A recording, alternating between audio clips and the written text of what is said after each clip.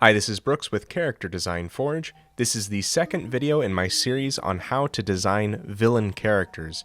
This time we're talking about the visual design of your villains, and on screen I'll be drawing examples of villain characters using keywords like imposing, creepy, and conniving. In part 1 of this series on how to design villain characters, we talked a lot about what makes a character a villain, the balance between selfish and unselfish action, and how a good villain is oftentimes simply a very flawed person. So keeping everything that we learned from our first video will help us now as we talk about the visual design of our villains.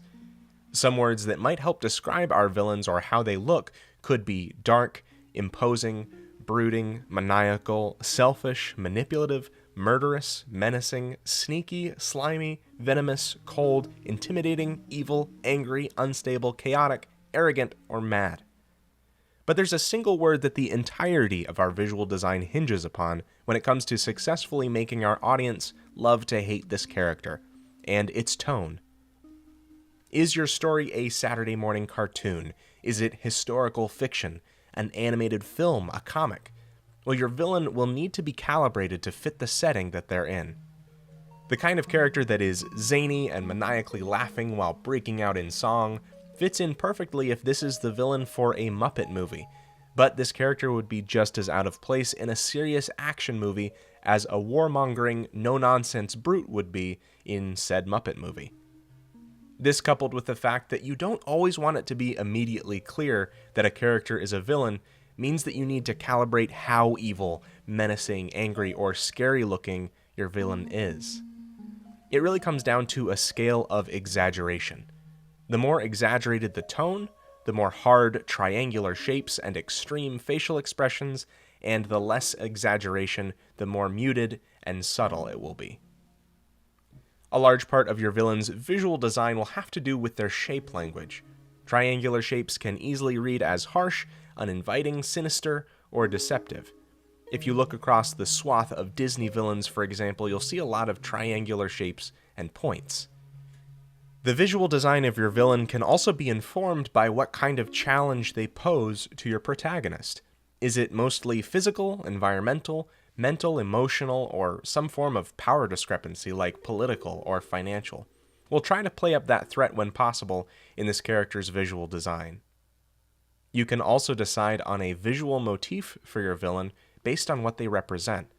A lot of supervillains from the golden age of comics are a sinister twist on an overt motif like the Joker with clowns, or any number of animal-based villains like Vulture or Dr. Octopus.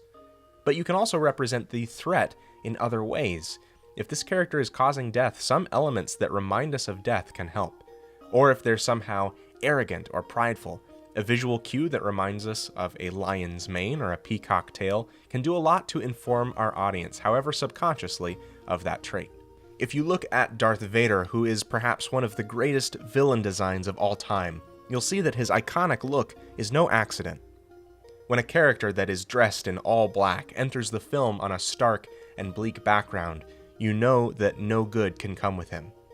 His cape and dress is imposing and asserts power, and the mask, which resembles a skull, hides the face of someone that we do not know, adding an element of mystery.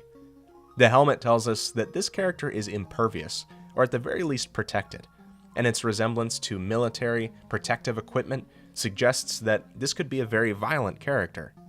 And of course, an overall triangular shape language doesn't go unnoticed by us either. Remember that all the things that we're talking about are not hard and fast rules, and instead are just to get your mind in the mode of designing villain characters that will fit your story and its tone, and provide a convincing threat to your protagonist. Remember to make your villains characters, flawed and three-dimensional people, and not just plot devices. Marvel's films have villains that draw a lot of criticism for simply being a means to an end, a device to help level up a hero in their origin story. Compare this to a small handful that have been well-crafted, like Loki, who has clear desires and a well-rounded personality that have been given several films to develop. On screen, I've been drawing some examples of villains that are based off a quality or word. Imposing, creepy, and conniving were the ones that I chose. Notice the arcs and curves. The body language that we know means someone is up to no good when we see it in other humans. When transmitted to our villains, it helps us a lot as well. I wish you all the best in designing your own villain characters. That's it from me today, and I'm making new videos every week at Character Design Forge. Subscribing on YouTube lets you know when new videos are made available. If you're interested in a comprehensive character design education, check out my course Learn Character Design at learncharacterdesign.com. And if any of my videos have been educating or entertaining to you, please consider backing me on Patreon at patreon.com/bageldenizen. Thank you for watching, and have fun creating.